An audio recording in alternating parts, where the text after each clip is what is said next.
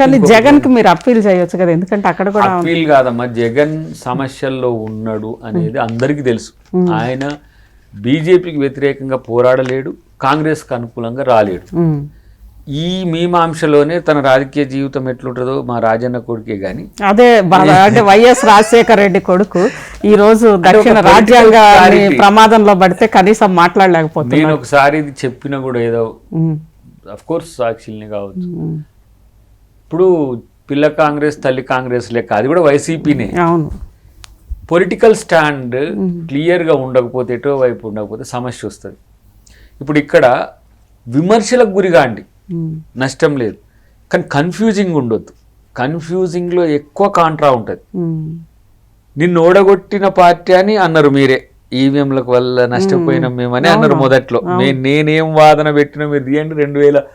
2019లో నా వాదనలన్నీ మీరు ఒక 1 month యూట్యూబ్ వినండి, సేమ్ డూ ఉంటుంది వైసీపీ. అంతకంటే ముందు టీడీపీ కూడా అదే ఉంటుంది, అడ్జస్ట్ అయిపోయిండ్రు. కానీ బీజేపీ అంటే బాబు జగన్ పవన్ అంటుంటుంది. ఇప్పుడు జగన్ కూడా వచ్చింది.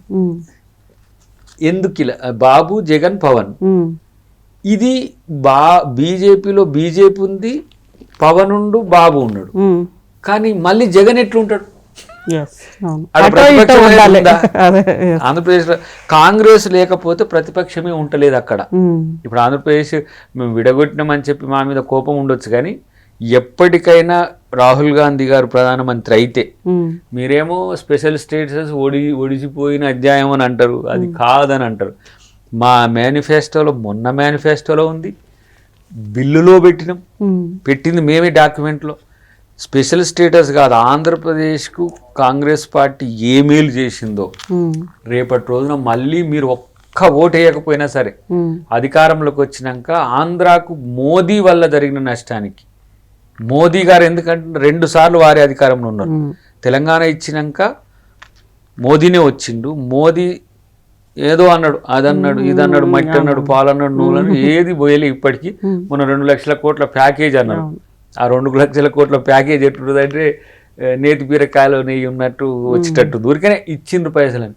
మొన్నేమన్నాడు బాబు గారు, మొన్న కలెక్టర్ల మీటింగ్ ముగింపులో, నేనే ఫినాన్స్ మినిస్టర్ కాడికి ఇన్నిసార్లు తిరగాల్సి వస్తుంది, మరి దేనికైనా సిద్ధపడాల్సి వచ్చేటట్టుంది భవిష్యత్తులో అన్నాడు. ఎందుకు అన్నాడు అంటే ఆడ ఏమీ లేదని అర్థం.